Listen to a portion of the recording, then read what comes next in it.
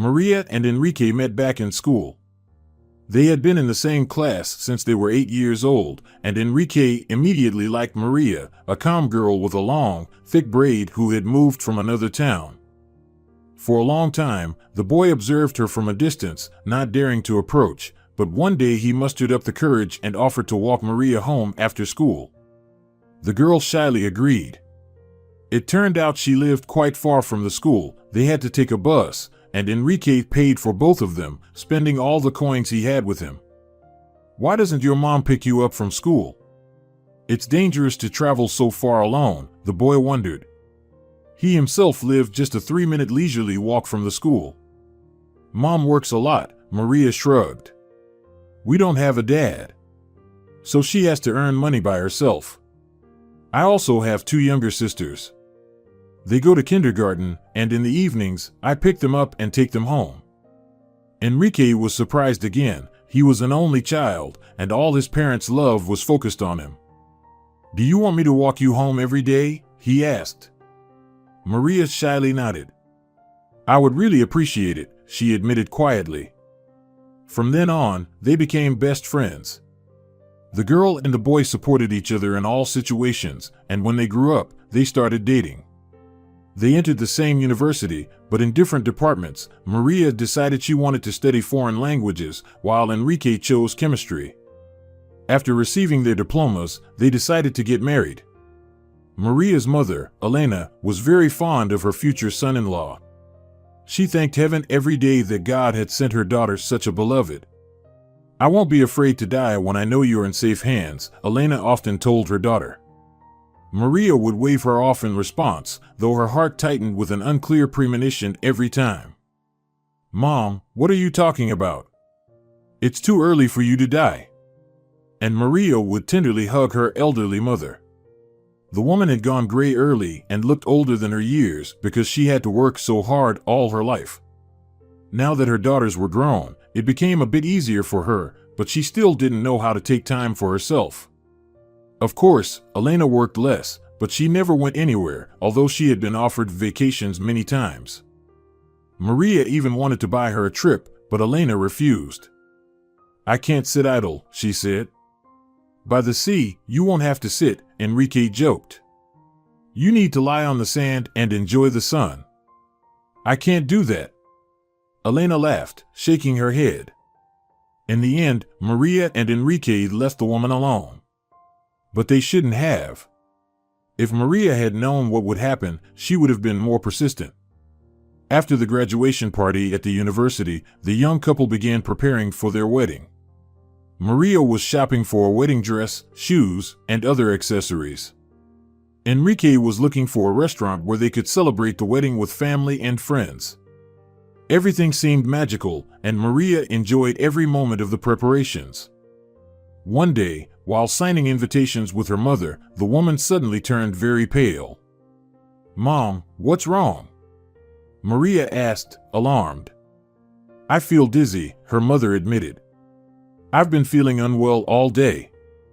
"Why didn't you say anything?" "You should have called the doctor," Maria said reproachfully. "Mom, you don't take care of yourself at all." "But I had to help you choose the wedding cake," Elena replied plaintively. Her voice was very weak, and she indeed looked unwell. Her eyes were watering, and her face was even paler than usual. "I could have managed on my own," Maria responded, touching Elena's forehead, and exclaimed in fear, "Mom, you're so hot. You have a fever." Elena only nodded in response. She tried to get up from the table, but had no strength. Noticing this, Maria became very worried. "Mom, you look terrible. I'll call an ambulance right now." The girl quickly ran for the phone and called the doctors. Then she called Enrique and asked him to come over. He said he would be free in an hour. Maria helped Elena up and led her to the bedroom. As soon as the woman touched the pillow, her eyes closed, and she fell into a deep sleep. "Poor Mom," thought Maria. Finally, the ambulance arrived. The doctors went into Maria's mother's room and stayed there for about 15 minutes. Then an elderly doctor came out to Maria and said, "Your mother needs to be hospitalized urgently." She needs a thorough examination. According to her, she hasn't seen a doctor in a very long time. We suspect it's not just a simple cold. Maria fearfully covered her mouth with her hand. Poor Mom, she repeated aloud. You should have monitored her health more closely, the doctor said reproachfully. I'm afraid she has serious health problems. Hearing this, Maria began to cry. She gathered the necessary things and called Enrique again. They're taking Mom to the hospital, and I'm going with her, she said hurriedly into the phone. What happened? Enrique asked, worried.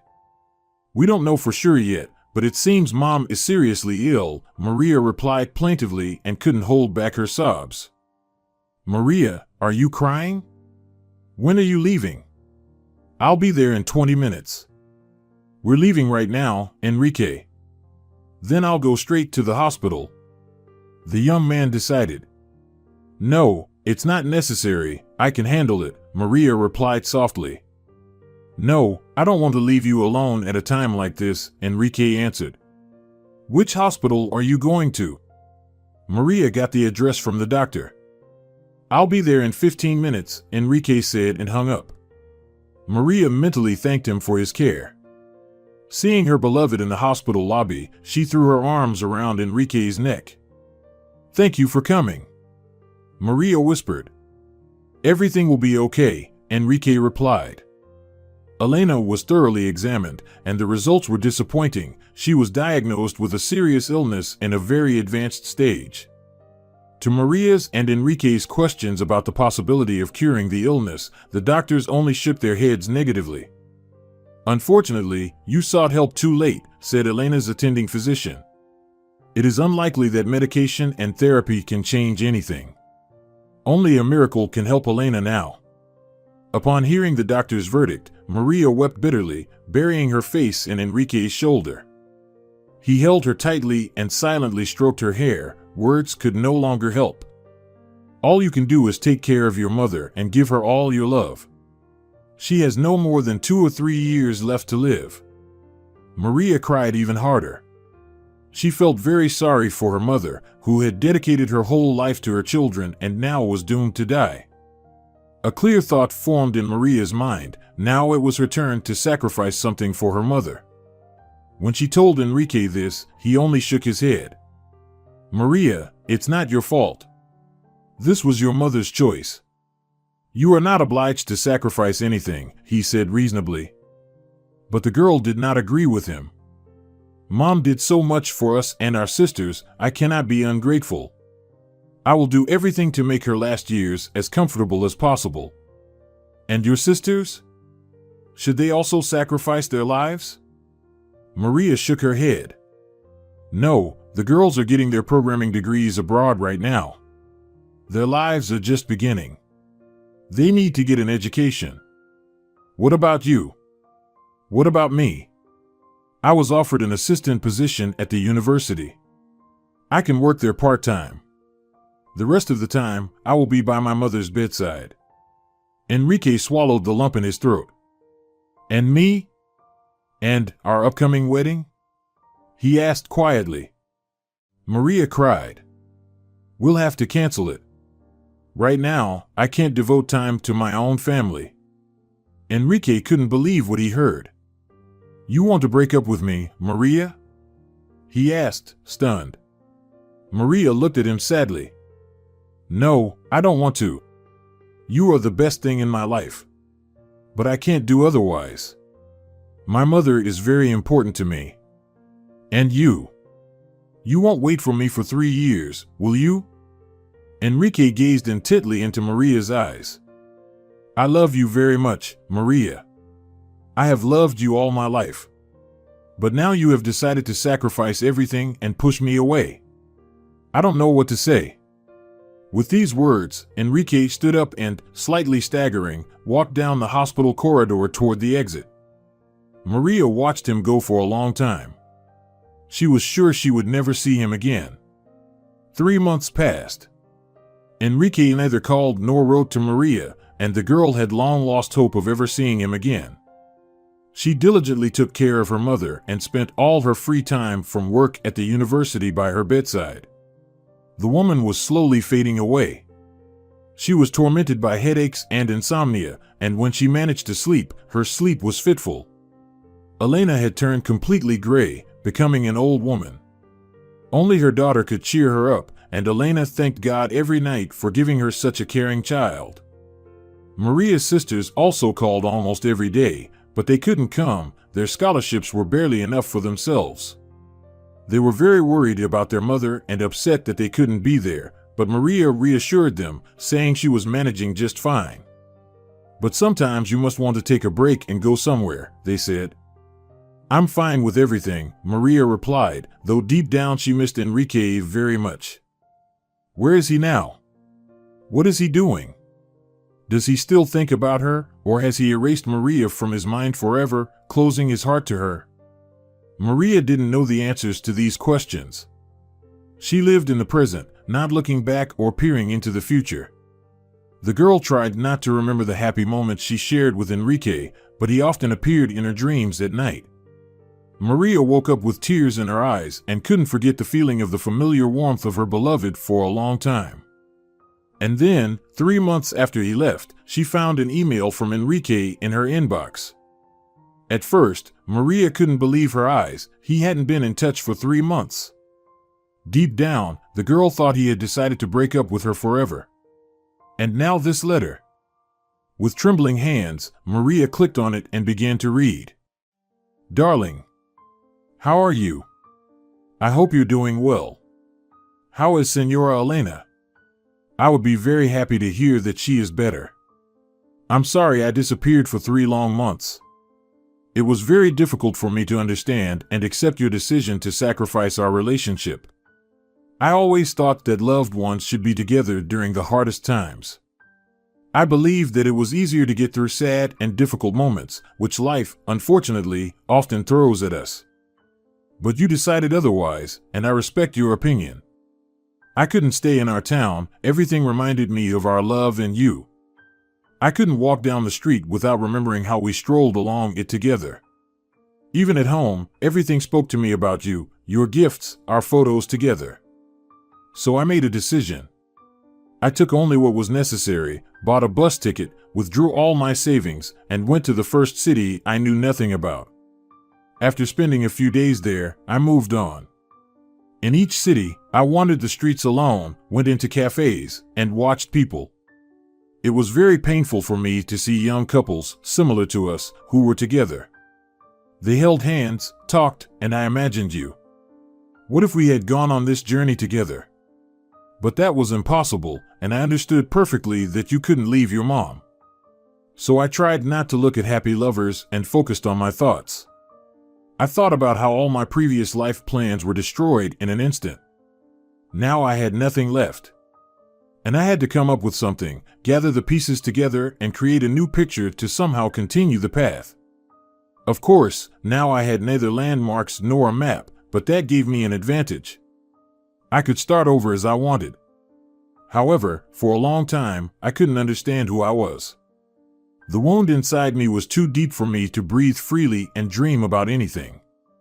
Sometimes it seemed to me that I would never find peace and would wander the world for the rest of my life. As soon as I arrived in the next city, I immediately wanted to leave. On the road, I felt a little better.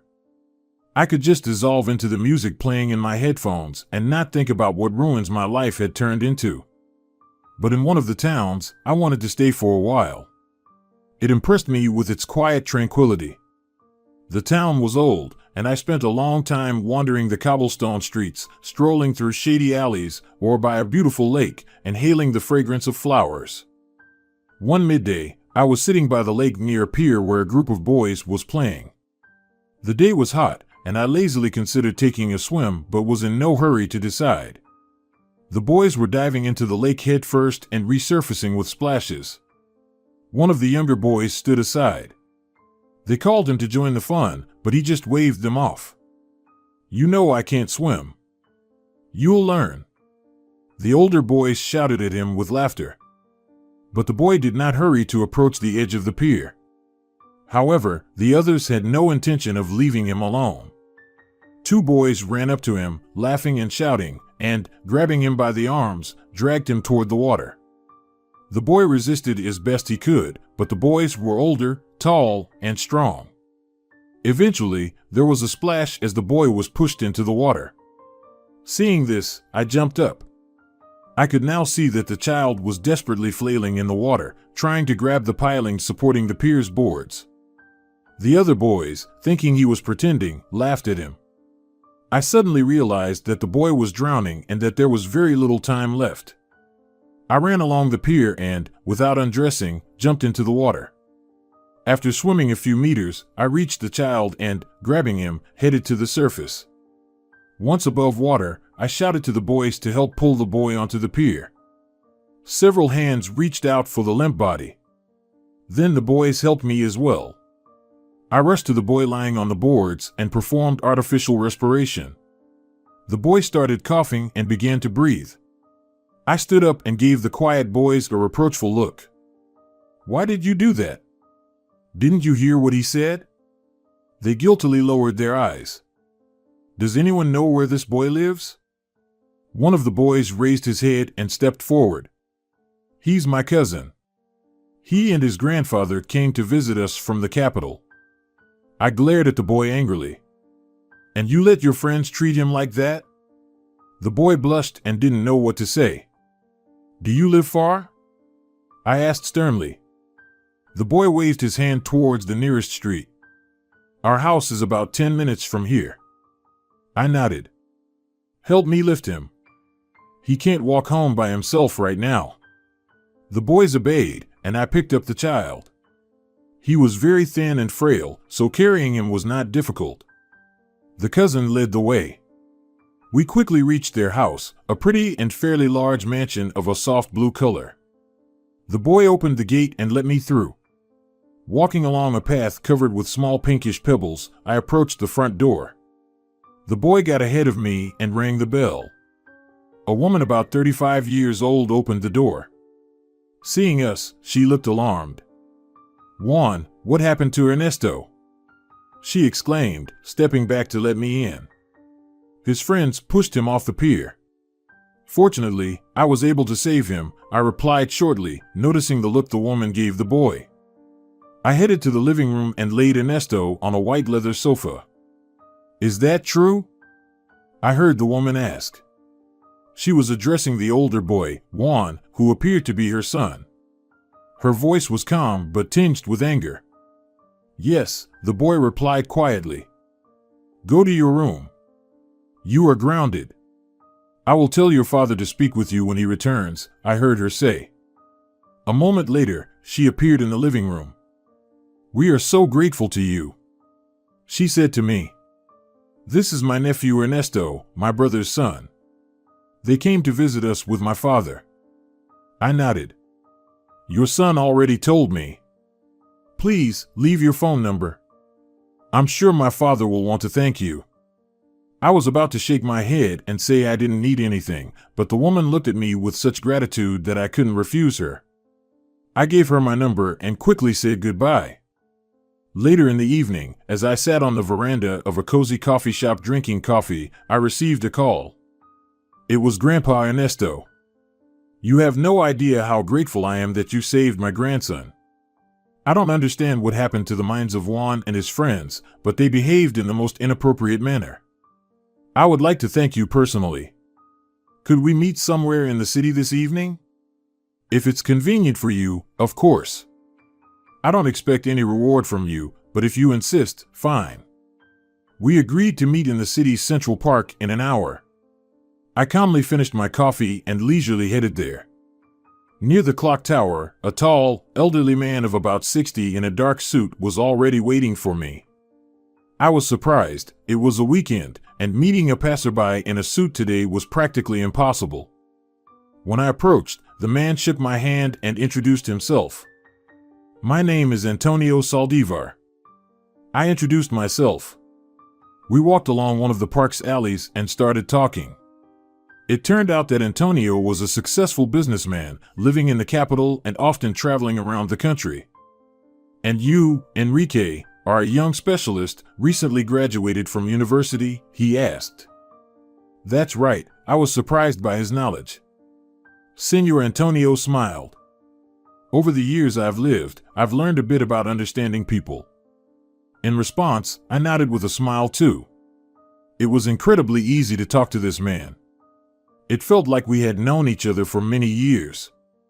He had a way of putting people at ease, speaking in a quiet and calm tone that conveyed deep respect. Then tell me, Enrique, what are you doing in this small town with no prospects? Visiting relatives, like me? I sighed again and shook my head. It seemed Antonio noticed the sadness that briefly flashed in my eyes. It's something else, I replied and told him our sad story. Senor Saldivar listened very attentively, then remained thoughtfully silent for a while. Not knowing why, I eagerly awaited his response. Finally, Senor Antonio said the following. First of all, I sympathize with you deeply. However, in my experience, there are no hopeless situations. His words made my heart leap with joy. It seems our meeting was not accidental. The thing is, a good friend of mine invests in various medical research. If you tell me a bit more about your beloved's mother's illness, I will check with him to see if he has any latest information on the matter. I nodded excitedly and told him everything I knew. Antonio made some notes in his phone and promised to find out everything the next day. We walked in the park for a while longer, then went to a coffee shop for a coffee, and finally said goodbye. I had the most pleasant impressions from that evening and couldn't fall asleep for a long time, reminiscing about our conversation. The next morning, I woke up very early and waited for Antonio's call. He called around noon and reported what he had found out. His friend is indeed investing quite a lot in the area we need. Can you imagine? Senor Antonio asked him to help us. Now I have the contacts of Senor Castro, Saldivar's friend. Maria, I am sure we cannot miss this opportunity. What if we really can help Senora Elena? Please reply to me as soon as possible, and I will immediately contact Senor Castro. P.S. I miss you terribly. Love, your Enrique. After reading this letter, Maria couldn't hold back her tears. Enrique still loves and misses her. And he also found a way to help her mother. Maria couldn't comprehend all of this. After gathering her thoughts a bit, she pressed the reply button and wrote, Dear Enrique, you can't imagine how grateful I am to you. I will talk to Mom right now. Of course, even if she has doubts, I will persuade her to try. You are absolutely right, we cannot miss this opportunity. And I want you to know I love and miss you too. Yours, Maria. Having sent the letter, Maria hurried to her mother's room and told her everything. Elena couldn't believe what she heard. Mixed feelings arose in her soul, hope for recovery and at the same time fear of the unknown. Mom, Maria said gently, taking her hand. I will be by your side no matter what. You have nothing to worry about. And Elena, trustingly looking at her daughter, agreed to try. Maria wrote to Enrique about this and immediately received a reply that he would do everything he could. An hour later, the phone rang. Enrique's name appeared on Maria's smartphone display. With a voice trembling with excitement, the girl answered. Yes? Maria, she heard the familiar voice. Enrique. I am so happy to hear you, the girl exclaimed into the phone. Me too, her beloved replied and quickly added, I found out everything. Senor Castro, Antonio's friend, is ready to meet and help us. You need to come to the capital. I will be there too. Oh, Enrique. I am so worried. But I am sure that my mother has a chance. I will book tickets for the next flight right away. Great. Let me know afterwards so I can meet you. Enrique. Thank you, Maria said softly. Not yet, the young man replied, but the girl understood that he was very pleased. Love you, she whispered. And I love you, Enrique replied. Maria disconnected the call and, heading to her room, began searching for tickets for the next flight.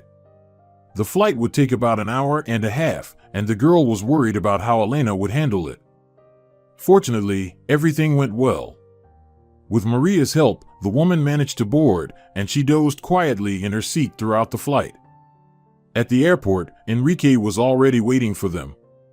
When Maria saw his familiar silhouette, her heart leapt with joy. Enrique rushed to them, hugged Maria and then Elena, and took their luggage. "I rented a car," he said. "Let's go, it's in the parking lot." Maria took Elena by the arm, and they headed for the exit. Enrique walked beside them, glancing at Maria every now and then. She also kept looking at him from time to time. Enrique helped the ladies into the back seat, then got in himself and started the car. "I haven't met Senor Castro yet, but I think he is as pleasant as Antonio Saldivar, with whom we quickly became friends." The car drove through the streets of the capital, and Maria eagerly looked at the city's buildings and skyscrapers. It seemed that life here flowed in a completely different dimension. Streams of people hurried about their business, and there were bright signs of bakeries, boutiques, coffee shops, and various companies everywhere. Elena dozed off again. The journey had exhausted her. Finally, Enrique parked near a tall office building. "This is where Senor Castro's company is located. He expects us at 2 o'clock. Maria only nodded in response. She completely trusted Enrique and was now ready to blindly follow him wherever he led them. The young man helped Elena out of the car, and they entered the building. A young, dark-skinned receptionist escorted them to the elevators, informing them that Senor Castro's office was on the 5th floor. "He is already expecting you," the young man added, nodding at Enrique. Enrique thanked the receptionist and called the elevator. Senor Castro's office turned out to be very bright and spacious. Its owner was busy when they knocked and entered. He was sorting through papers and signing them. Seeing the visitors, he gave a brief nod and gestured to the chairs on the other side of his wide desk. Enrique helped Elena sit down, pulled out a chair for Maria, and sat down himself. Senor Castro made a mixed impression on him. His stern appearance revealed a not very talkative person. He was very tall and thin, with a face covered in wrinkles, and gray hair sticking out in all directions. Maria didn't like him at all, but she believed that this man could help her mother. The girl threw a quick glance at Enrique and understood that he had the same impression. He felt Maria looking at him and met her eyes. "Everything will be all right," she read in them. She quietly exhaled and relaxed a little. Finally, Senor Castro looked up from his papers. "I am ready to listen to you carefully," he said rather sternly, looking at Enrique. Enrique began to recount the details of Elena's illness. "You can help us, right?" Enrique asked at the end of his speech. Senor Castro remained silent for a long time. "Actually, I never do anything just like that. What you are asking me to do costs an enormous amount of money." He cast a critical glance at Enrique, Maria, and Elena, then continued dryly. "Judging by your appearance, you don't have that kind of money and probably never will." Maria was overwhelmed with a wave of anger, but she managed to restrain herself. "However, since Antonio, my good friend who once helped me a lot, has vouched for you, I cannot refuse your request." Maria felt the anxiety that had come over her with the anger start to recede. Senor Castro shuffled some papers from one pile to another and played with his pen. "However, I cannot do you this favor for free," he said, looking at Enrique. "What do you want?" Enrique asked, surprised.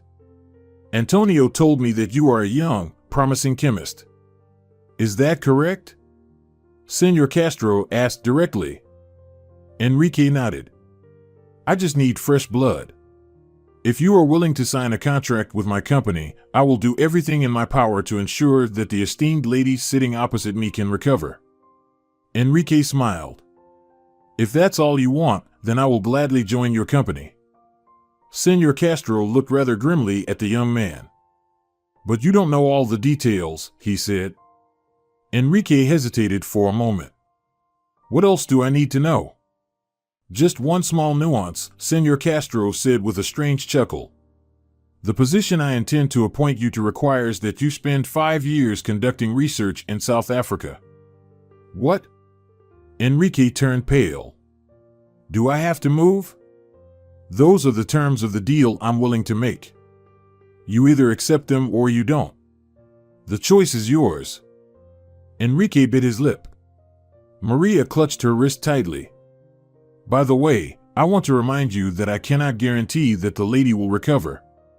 Now that you have all the necessary information, you just have to make a decision. I won't rush you. Take a few minutes to think.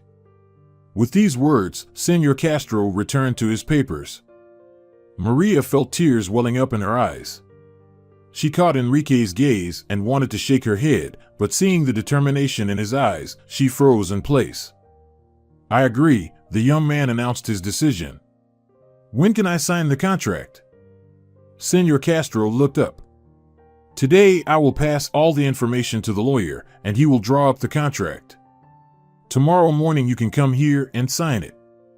Enrique nodded and said, The only thing I dare to ask is, can I delay the departure for a month? I feel obliged to help Maria and Senora Elena settle in the capital initially.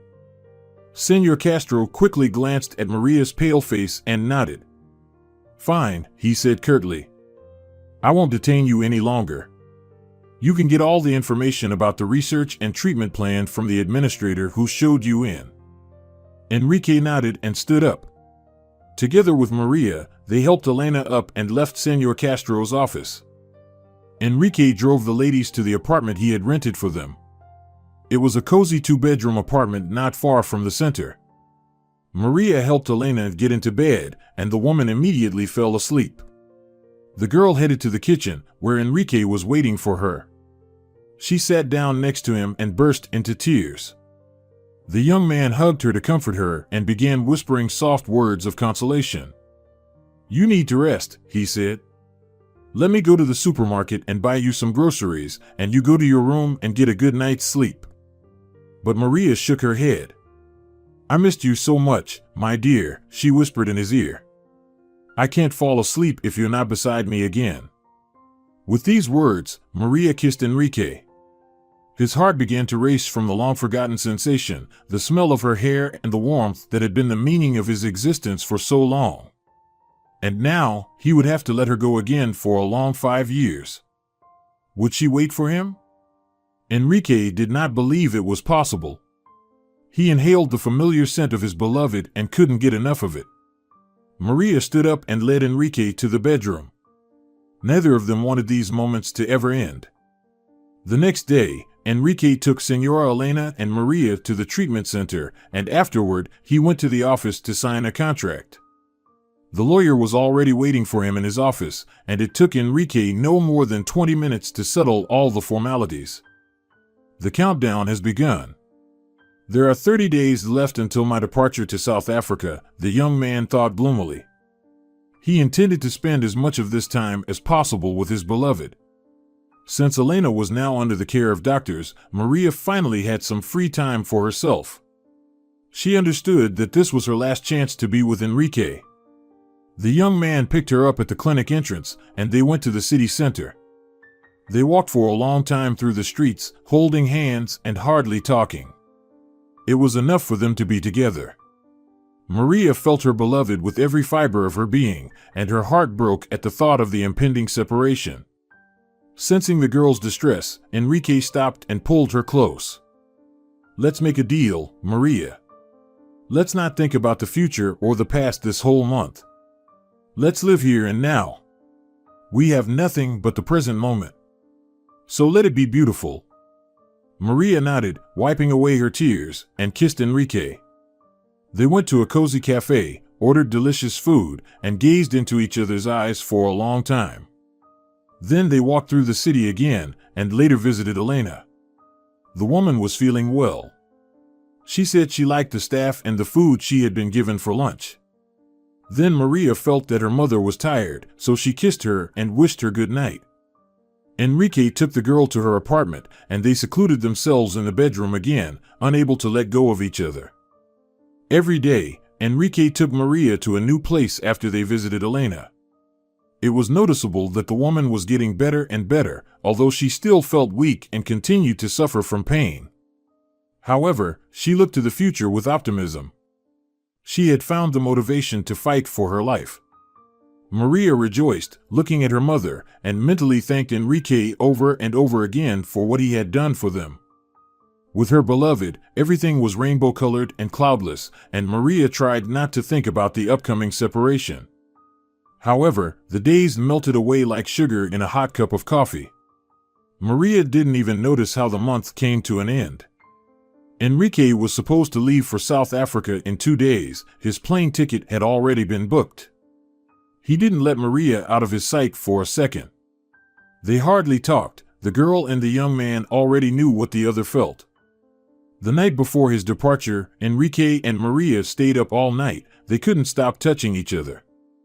"I want to look at you so that I never forget a single feature of your face," Enrique whispered in Maria's ear. She took a shaky breath, holding back tears. "In the morning, I'll take you to the airport," the girl replied, but Enrique shook his head. "There's no need," he objected. "I don't want you to cry there alone among strangers when I leave." Maria sighed and kissed him. Enrique stroked her hair for a long, long time. By early morning, they fell asleep. Maria didn't hear the alarm clock, and Enrique didn't wake her. He quietly got dressed, took his suitcase, and left the house. When he was descending in the elevator, the young man couldn't hold back his bitter tears. Maria woke up late.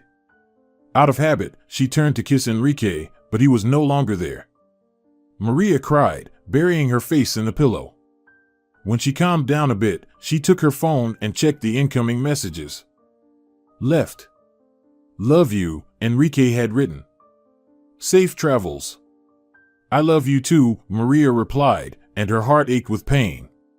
She lay down, and the tears began to flow from her eyes again. Elena was getting better and better. The treatment lasted about 3 months, and the latest medications were doing their job. The woman's headache stopped, and she didn't look as pale as usual. A pleasant blush appeared on her cheeks. Elena enjoyed walking through the small grove located on the clinic grounds. Sometimes Maria accompanied her, sometimes someone from the staff. The woman's appetite improved, and she happily interacted with other patients at the clinic. Life appeared before her in new colors. The illness was retreating, and now she no longer needed to rush anywhere, work hard, or take care of others. For the first time, Elena realized that she could take a deep breath and simply enjoy wonderful moments.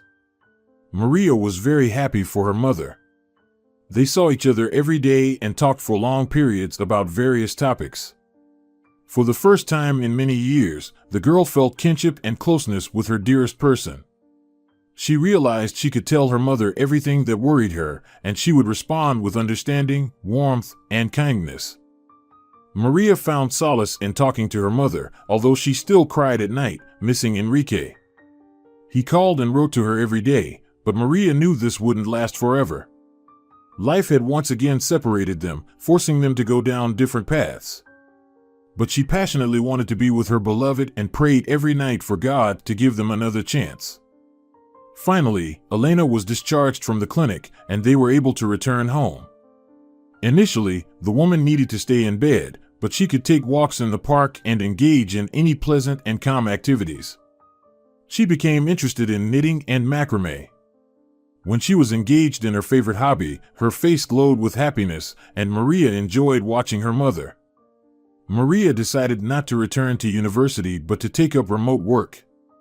She found translation jobs for articles and essays and spent a lot of time on the computer. Sometimes she worked from cozy coffee shops to add some variety to her days. Life slowly began to fall back into place. One day, in one of the coffee shops, a pleasant man sat next to Maria, and they talked for a long time.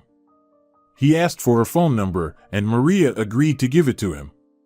The next day, Javier, as the man was called, invited her to the theater.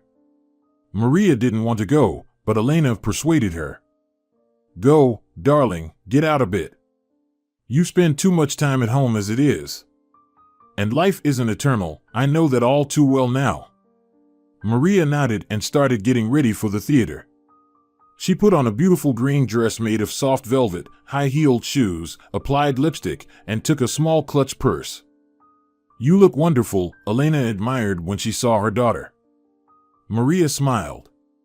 Her heart felt heavy. It seemed to her that she was betraying Enrique. Javier was waiting for her at the theater entrance. They had a lovely evening together, and the man drove Maria home in his car. Before saying goodbye, he wanted to kiss her, but she instinctively pulled away. "Is something wrong?" Javier was surprised. "No, you're a wonderful person," Maria replied, looking at him with sad eyes. "But the thing is, another man has long occupied my heart." "Then why aren't you together?" her companion asked. Maria felt tears welling up in her eyes. "He had to leave." Javier asked why Maria hadn't gone with him if she loved him, and the girl told him her story. The man sighed and nodded understandingly. "You can't abandon your mother, that's clear," he said. "But you shouldn't sacrifice your own life either." He shook his head, remembering something. "Once, I also lost the love of my life and regret it deeply. If I could turn back time, I would have fought till the end. But back then, I was too foolish."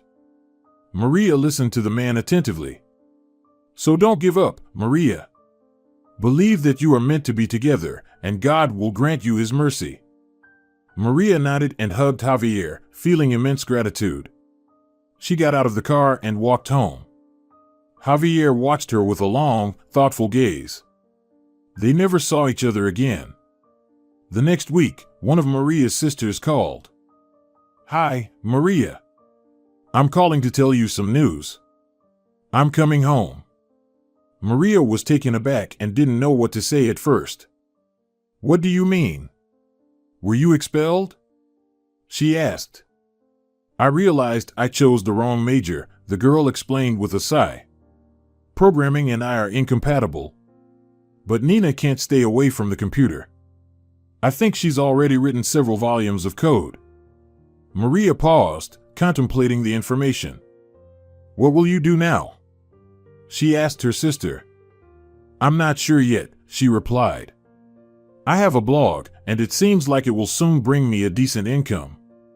I hope it grows day by day. So, I won't rush into anything. I'll take a break and spend time with Mom. I miss her so much." "Yes, Mom misses you too. I'm glad you made a conscious decision. I hope you won't regret it." "No, I've already made up my mind," her sister said firmly, adding, "Listen, Maria, Mom told me on the phone that Enrique went to South Africa. Why don't you go to him? I'll look after Mom now." Maria couldn't believe her ears. Could it really be possible? Everything seemed so simple and yet unreal. She had thought for so long that her relationship with Enrique was doomed that now it was hard for her to believe she had another chance. She recalled Javier's words and smiled. "That's wonderful," she told her sister. "Thank you, dear. I got a ticket for Sunday. So, from Monday, you're officially free, sis." Maria smiled happily.